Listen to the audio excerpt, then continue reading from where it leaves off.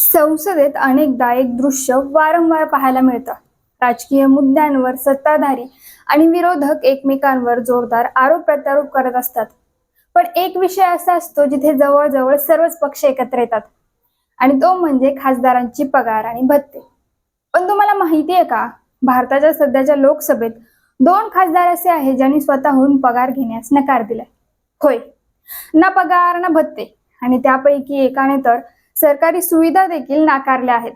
मग कोण आहेत हे 2 खासदार आणि इतक्या मोठ्या पदावर असताना त्यांनी पगार न घेण्याचा निर्णय का घेतलाय? आजच्या व्हिडिओमध्ये आपण यामागची संपूर्ण कहाणी जाणून घेणार आहोत. नमस्कार, मी श्वेता, तुम्ही पाहताय आझाद मराठी. तर मंडळी, माहितीच्या अधिकारातून म्हणजेच RTIच्या माध्यमातून मिळालेल्या माहितीनुसार सध्याच्या लोकसभेत फक्त 2 खासदार असे आहेत ज्यांनी आपली पगार न घेण्याचा निर्णय घेतलाय. विशेष म्हणजे हे दोघेही खासदार वेगवेगळ्या पक्षांचे आहेत. पहिले खासदार आहेत नवीन जिंदल, जे हरियाणातील कुरुक्षेत्र मतदारसंघाचे खासदार आहेत आणि ते भाजपकडून निवडून आले आहेत.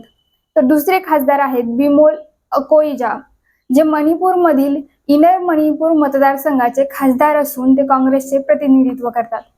या 2 मतदारसंघांमधील अंतर सुमारे 2575 किलोमीटर आहे, म्हणजे जवळपास कुरुक्षेत्र ते इम्फाळ इतकं अंतर.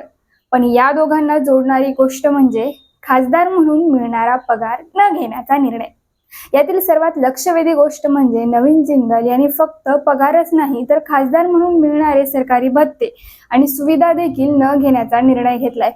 यामध्ये कार्यालयीन सुविधा, भत्ते आणि इतर काही लाभही येतात. मात्र या दोघांची आर्थिक परिस्थिती पाहिली तर ती खूप वेगळी आहे. निवडणूक आयोगाकडे दिलेल्या प्रतिज्ञापत्रानुसार नवीन जिंदल यांची एकूण संपत्ती सुमारे 1241 कोटी रुपये आहे. तर दुसरीकडे डॉक्टर बिमोल अकोईजाम यांची घोषित संपत्ती सुमारे 97 लाख रुपये आहे.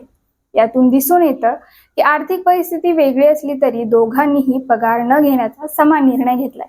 सध्या लोकसभेत सर्वात श्रीमंत खासदार होण्याचा मान आहे चंद्रशेखर पेम्मासानी यांच्या नावावर. ते आंध्र प्रदेशातील गुंटूर मतदारसंघाचे खासदार असून त्यांनी आपल्या प्रतिज्ञापत्रात 5705 कोटी रुपयांपेक्षा जास्त संपत्ती जाहीर केली आहे. त्यांच्यानंतर क्रमांक लागतो कोंडा विश्वेश्वर रेड्डी यांचा. त्यांची घोषित संपत्ती 4568 कोटी रुपयांपेक्षा जास्त आहे. लोकसभेत एकूण 543 जागा आहेत, त्यापैकी सध्या 2 जागा रिक्त आहेत. RTI मधून मिळालेल्या माहितीनुसार 481 खासदार सध्या नियमितपणे आपला पगार घेत आहेत. मात्र उर्वरित काही खासदारांबाबत नेमकी माहिती देण्यात आलेली नाही.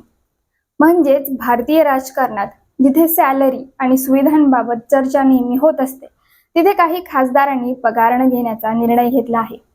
हा निर्णय त्यांच्या वैयक्तिक विचारांमुळे असो किंवा आर्थिक परिस्थितीमुळे असेल, पण यामुळे एक गोष्ट नक्की समोर येते: राजकारणात प्रत्येक जण एकसारखा विचार करत नाही. अशाच रोचक आणि माहितीपूर्ण बातम्यांसाठी व्हिडिओ लाईक करा, चॅनल सबस्क्राईब करा आणि बेल आयकॉन नक्की दाबा.